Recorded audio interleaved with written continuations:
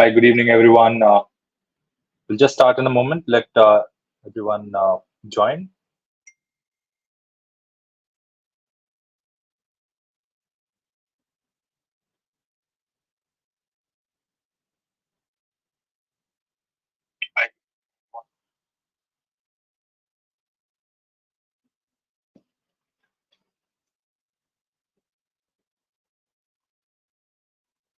Okay, we're waiting for people to join so that they don't miss it out.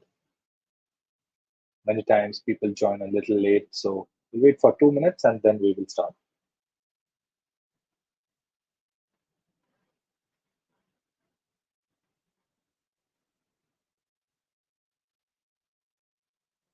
Right. Good evening, everyone. Welcome to this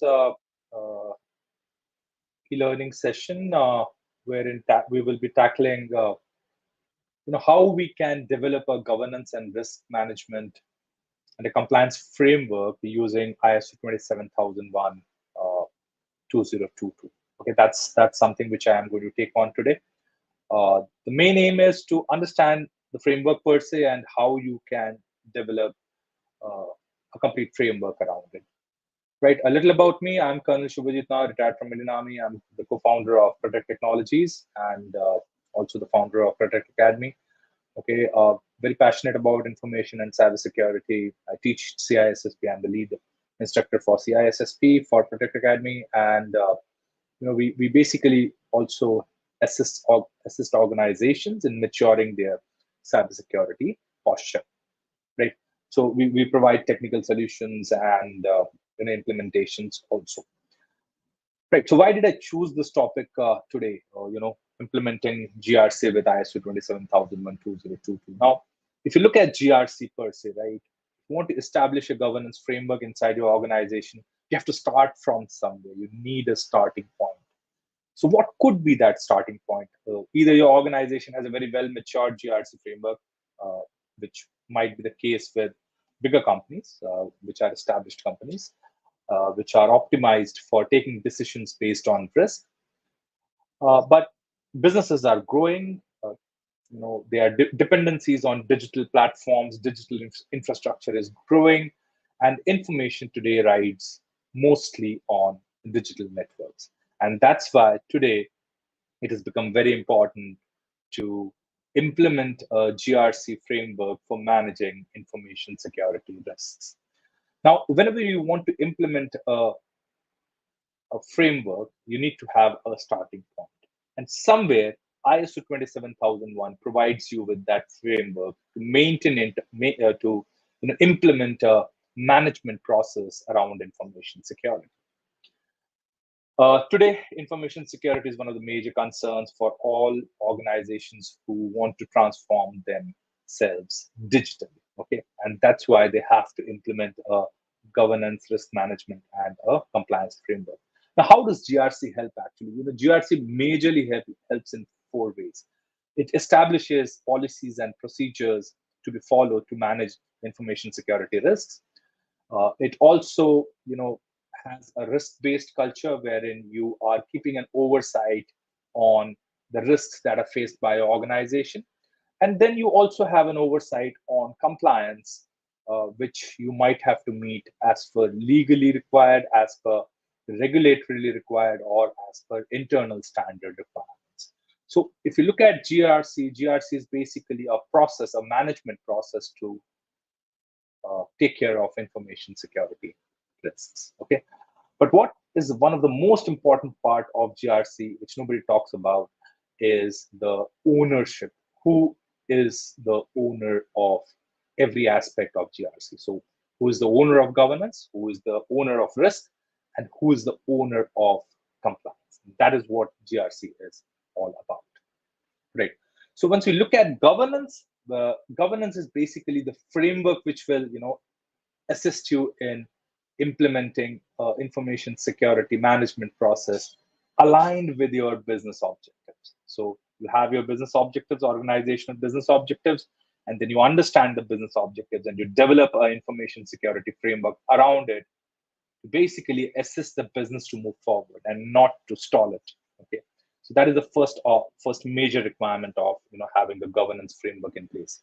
Second thing is you have to have an oversight on your laws and regulations, because if you're not clear about the laws and regulations of the land, of the industrial frameworks, of the regional frameworks, what puts you at risk is an enormous risk which can harm your businesses and organizations in a bad manner. Reputational risks are there. So today, with a small hack, with a small information leak, you have a very, very big reputational loss in your entire ecosystem. Okay, today if you are even a startup or a mid-sized organization and you face a information security incident, major European companies will not be giving you any business. Okay, so that is what one of the major requirement of having a GRC process in your organization. So what governance basically looks at is the involvement of leadership and how well a leadership supports the organization in managing the information security risk. So all the leadership efforts which go towards managing information security requirements will come under governance. So how do you develop, information security governance? You develop information security governance by establishing ownership. If you look at the first point, you have to establish ownership. The leadership has to take ownership. Okay, then you have to select a framework. Somewhere down the line, you need a framework. It has to be some kind of a framework to start off. You can have your own framework based on either COBIT or NIST or RBI or SEBI. You can select any framework, but there needs to be a framework. Okay. Now, ISO helps you in establishing a common framework all across the world. Okay. Then you develop your strategy and plans. Now, these are the KPIs which you are going to build upon once you are implementing governance in your organization. So there needs to be some long-term strategies, some mid-term strategies. From that will flow out your tactical and operational plans, that how you would like to achieve your objectives and strategy. Then next comes is developing an information security policy. Now the policy is a broad subject, and you do not have a very system specific policy. You have a broad policy as to what your expectations are from managing your information security risks. What are your objectives? How the ownership is going to be established? What are the process you're going to implement? It should not be more than 2 to 3 pages. People make information security policy of 50 pages. Nobody's going to read it. It has to be actionable.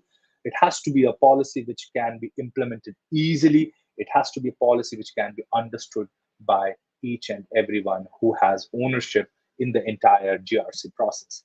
Okay, and then you have to create system-specific processes. You have to establish system-specific ownership, product-specific ownership, and you have to establish system-specific or product-specific processes. Okay, then once it has been done, you have to establish various responsibilities as to who is going to manage the risk, who's going to manage the controls, who is going to manage budgeting, and who is going to have an overall audit and reporting process. And once this has been established, you have to maintain continuity. If continuity is not there, governance will fail. So there has to be continuity is in the entire GRC process. So you have to maintain continuity. That means there has to be management reviews. There have to be feedback mechanism. There has to be measurable information security governance efforts, and that you implement using very, very measurable KPIs and KRI. And once you have maintained continuity, you need to monitor by testing your processes, assessing your processes, and also you have to audit internally and externally. So in a nutshell, this is major governance requirements, right? So if you want to understand governance, these are the steps which will probably be involved, but it is loosely, but there are a lot of tasks which will flow out from this governance process, right? So once you have established a governance process, next process will be to establish a risk management process. Now, risk management basically is the process of identifying and mitigating those risks. Okay, so you need to identify the organizational assets which can have an effect on your information security, and then you identify, you categorize them, you classify them, you see what are the risks associated with them, and what are the controls you will require to manage those risks. So basically, the aim of risk management is to reduce the risk to such an acceptable level that it does not harm your business. So that's a process in itself which we will be handling after a little while. And then finally comes the compliance, where compliance becomes a major part of the entire GRC process, wherein you understand the complete laws, regulation, and standards which your organization has to abide by. And then you create a process around it so that you remain compliant to the regulatory requirement of the land. So that becomes the entire compliance process. So this becomes your entire GRC process. Okay. So this is in a nutshell, a small nutshell GRC process. But how does ISO 27001 assist? That's the main, goal of today's webinar. Right. So first, let's understand what is ISO 27000. So ISO 27000, ISO is is an international body called International Organization for Standardization, and there are 137 participating countries, India being one, and these countries together form very open standards which can be adopted by any organization. So you can buy the standards, only the standards are required to be purchased. Rest, it's very open-ended as to how to implement that standard in your organization. And these are open management standards, open standards which can help you in creating management processes inside your organization. Right. So if you look at the complete ISO 27000, only ISO has many frameworks, right? 27000s deals with the entire information and cybersecurity aspects. So there are many such standards, out of which ISO 27001 is information security management systems requirement. So if you look at the top of the hierarchy, 27001 is the one under which you can get yourself certified or audited. There are multiple standards for cloud and privacy, which is not the mainstay for today's webinar. Today's webinar is to align GRC with the ISO 27001 process. Okay. So what is 27001? 27001 is basically a management framework which classifies its actions in 4 different parts, wherein you plan what you want to do, then you do what you have to do, then you check that whatever you have done is all right, and then you act. That means you have a feedback mechanism and you audit and check and remove any weaknesses from your information security management system process. Okay, so that is in a bigger sense, in a very 36,000 feet view. Right. So once you look at ISO 27001, if you open the standard, right, there are 10 clauses. Out of this, first 3 clauses are very generic clauses. These are all, these are not specific to ISO per se. It's a very generic which you have to, which are not applicable, which are not implementable in the organization, which is something which you just has to be there for knowledge purpose. From where the main standard per se starts is, the clause 4. The clause 4 says you need to first understand the context of the organization. So whenever you're planning to implement information security management system, first you have to understand what the organization does and what is its context to external entities. So that means internal could be, what all kind of processes do you have, your HR, your accounts, your sales, your marketing, what is the context where information can be, related. And external could be your third party risks, your third party vendors, your supply chain vendors, your regulators, okay, your legal issues. So those becomes your external context. Next is defining the scope, wherein in the scope you basically tell that in your organization, where is it that you would like to incorporate ISMS. So you may not like to incorporate ISMS if you are manufacturing something which is not very critical, but you might like to safeguard your information as far as intellectual property rights is concerned. So you might like to have a very limited scope, or you might like to go for full scope. It all depends on you. And that context is something which has to come out once you are planning for implementing an ISMS based on ISO 27001. The next clause is the leadership, that is clause 5.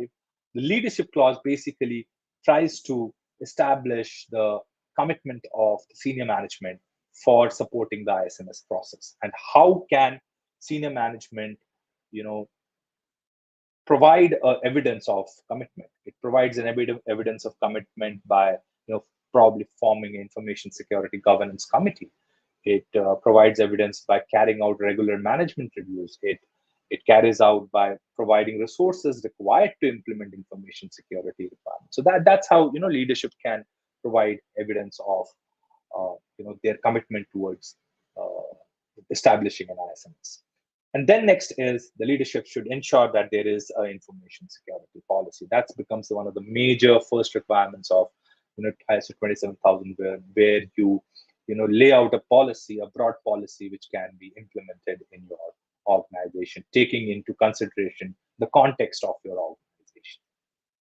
The next is plan. How do you plan? What do you want to, where do you see that your information security is at risk?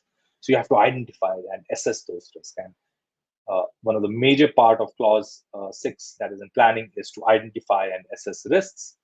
You need to lay down your information security objectives as to what is it that you want to achieve. Do you want to achieve information security objective in your HR processes, in your marketing processes, in your sales processes, maybe network security, in your product security? So you have to bring it out very clearly. What is your objective? Okay, and then you want to lay down the actions that you want to do. Now, generally, this basically results into basically carrying out a gap assessment of your organization as to find that what are the information security risks and what are the gaps in your organization to manage those risks. So once you understand the risks and then you see that which are the gaps, then only you can address those gaps. So now, once after clause 6, that is in the planning stage, you have identified the risks and you have done your gap assessment, you know where you want to implement control. And that's why in the next phase, what do? You basically allocate resources to plug in those gaps. And now you probably have budgeting involved, you have onboardings there, you try to implement controls, processes, background checks and network security and endpoint security and training, awareness. There are 93 such controls which you can implement in ISO 27001. And one of the best part is ISO 27001 doesn't stop you to implement only those 93 controls. You can implement any more than that if you can figure out. But those 93 controls are one of the most common controls which can reduce your information security risks to a very, very greater extent. And then once you have implemented those controls, you need to perform a risk treatment, and you have to find out what is your residual risk. Has the control been effective? Has the control which you have deployed leads to reduction of risk? And that's what leads to risk treatment process. So now you carried out a risk assessment, you implemented controls. Now the next thing is to see that your processes are working well. And this is where clause 9 comes into picture, wherein you check the performance of the implemented controls and your processes which you have implemented. Are they effective? You carry out internal reviews and you carry out audits, internal audits, to see that your risks which you evaluated are now reduced by implementing those controls. So it's important that you carry out internal audits. And then once you have implemented the audit part and you get some non-conformities from your audits, it is important that you need to act on the feedback received from the audits, from your internal checks. And then now you get into the improvement of your existing processes, existing controls. You may add more controls or you may improve your existing processes. So this leads to a continuous process of plan, do, check, act, by which you implement ISO 27001 and ISMS framework, right? Right. So let's see a small case study and implement ISO 27000 in next 15 to 20 minutes for this organization. This is fictionary organization. I've implemented ISO 27001 for many organizations. So I've created this small case study to let's see what an organization can roughly do to implement a GRC framework based on ISO 27001. So as you can read it, there's a company called DataGuard, and they are working in the finance, healthcare, and government industry, and they need to secure client data, and therefore they want to implement information security management system and improve their overall governance, risk management, and compliance process. Right. So the objective of this ISMS will be to enhance the entire GRC process for the organization. Right. So once it is done, so let's first understand the overall organization. What is data guard all about? So if you look at what I told you, plan in which you have to understand the organization context. So here we are doing an organizational context analysis. Okay, it's founded in 2015. There are 300 plus employees. They give managed services solutions. Okay, clients are in finance, healthcare, government sectors, and why they are implementing ISO 27001. They are implementing ISO 27001 because they want to protect sensitive client data. So this could become your objective later on. Ensure compliance with regulatory requirements. This could be your second objective, and enhance overall security posture. So that's a generic word, but first two can become your information security objectives, right? So like I told you, once we do a GRC overview, this is what will come into once we are trying to map, right?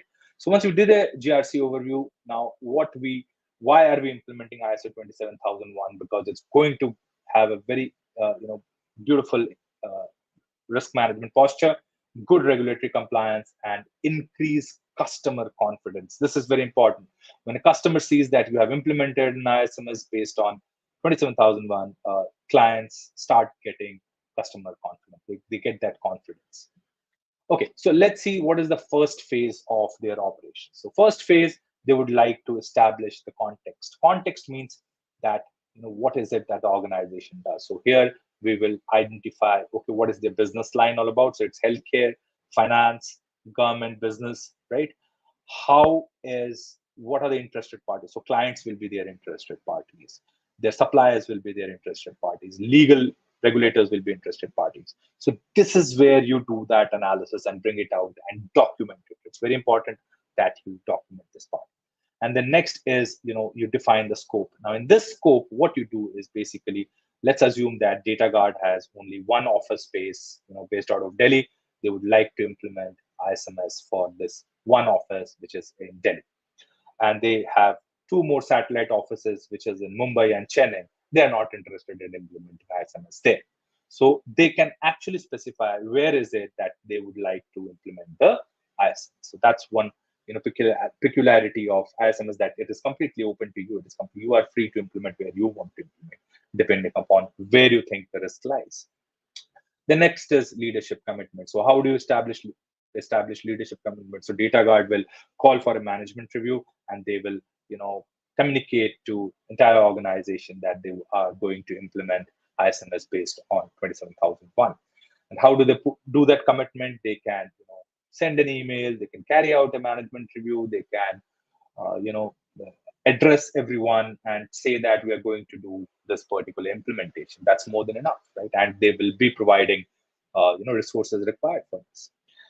Next thing is, they will identify someone who will be capable enough to implement information security policy, and that generally goes to a CISO, Chief Information Security Officer. And they assign this task to the CISO, and they create an information security policy. The next thing that they do is, now the CISO and their governance team will find out key people who will be able to implement this across the organization. And that is when they need to identify people, someone from marketing, someone from HR, someone from IT, someone from accounts, someone with sales. The entire organization they have to implement. And that's where organizational context is very important. Understanding the organizational structure is very important. So once this roles and responsibilities has been allocated, next step would be to address risks. And how do you do that? First, you have to find out what's your objective. So if it is to protect the client PII and PHI, that becomes one of the objectives. You want to protect yourself against common information security attacks. You want to protect against ransomware. So these could be your major objectives to protect your organization. And once you have done that, you can also implement something called planning changes to ISMS. That is basically, in case you want to incorporate any changes in information security management system, you can address that in this particular part. Right. And then you carry out your uh, doing part. So wherein you are now allocating resources. So what one thing which I also in planning is what you need to do is you carry out your risk assessment. And once you carry out a risk assessment and gap assessments, you know what you need to implement, as I told you. So once you carry out a risk assessment, you'll find out what all risks are faced by the organization. And now the senior management allots the resources, carries out training, document all the information, and operates your entire management system. Okay. And this is where you also implement controls and see that there are no residual risks. And then you do a performance evaluation and see that all your controls are working fine, and you carry out management reviews, and then you monitor your processes. And finally, if you have any non-conformities in your entire process, you try to remove those non-conformities, and have training, have policy updation, and you incorporate corrective actions for anything which you have not been able to address in your previous paths. So then what happens is basically, you have a dedicated team, firstly, because the moment you have roles and responsibilities, you will have dedicated team to do it. You're now focused on risks to your organization. You have your policies and procedures in place. You have conducted training and awareness, and you have internal audits in place. And that's what is Plan, Do, Check, Act as per ISO 27001 is all about. What outcome data guard phase will be, they'll have uh, improve information security infrastructure. They will have complete understanding of the regulatory requirements, and they will be able to be compliant to the regulators' requirements. There will be challenges. What are the challenges generally faced? There will be a lot of resistance initially for ownership. People will not be ready to take ownership. People will find it difficult once you start implementing processes and procedures. But change management should be incorporated, and you know, uh, changes should be incorporated in a manner that they are tested, they are, uh, trained. People are trained, and then changes are incorporated slowly, one by one. Okay, what you will basically see is that the top management support is one of the most important part for implementing an ISMS framework. There's regular training and communication required once you are implementing ISMS. Else, people will just forget over a period of time. And continuous monitoring is one of the main requirement of your implementation of ISMS. Right. So once they implement an ISMS, they can go for certification audit. That wherein an organization can go for a certification audit and get ISO 27001 certified. Okay. So this is all I wanted to tell you today. Okay. So what we basically do is we are focusing on GRC careers. A lot of people do are maturing uh, their careers in information security, and ISO 27001 is a good framework to uh, uh, adapt in any organization. But ISO 27001 is not the only framework. There are many other frameworks. There's an IST framework, there is RBI cybersecurity framework, there is SEBI framework.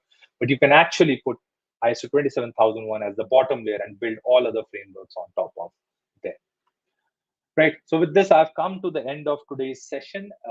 We do have a lot of courses which help you in preparing for GRC careers. We have a functional GRC course. We have certified information security manager. We have certified information security auditor. We have the CISSP, which I take myself. We have CCSP taken by Ajit. We have CompTIA Security Plus and Security 101. So we have a high range of courses which can help you prepare for your GRC journey. And these are one of the most essential certifications which are required in this career space. Right, do reach out to us if you have any doubts. These are the numbers of our team. You can reach out to any one of us. You can visit our website. You can check out our courses. We do a lot of webinars and good knowledge sessions for each and everyone. And we hope that this brings clarity to how to implement governance, risk management, and compliance framework. So I'm done for the day. If any one of you has any doubts, you can please ask so that we can take this conversation forward. I know today is a holiday, but still knowledge sessions are good to have even on holidays. Right. If you have any questions, please type it out. I have my LinkedIn open in case there are any questions I'm ready to take on.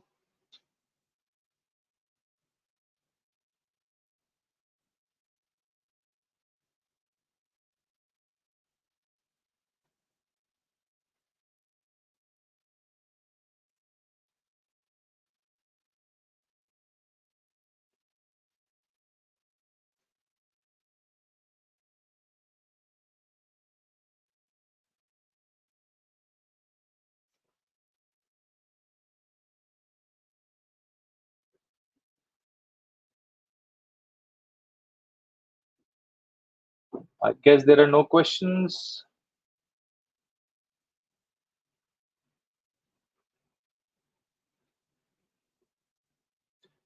Right. If there are no questions, then let's call it a day. I know it's a holiday, and we will keep bringing some more you know webinars. Tune into our channel, and we will keep bringing such informative webinars for you. Thank you, everyone. Take care and have a good day.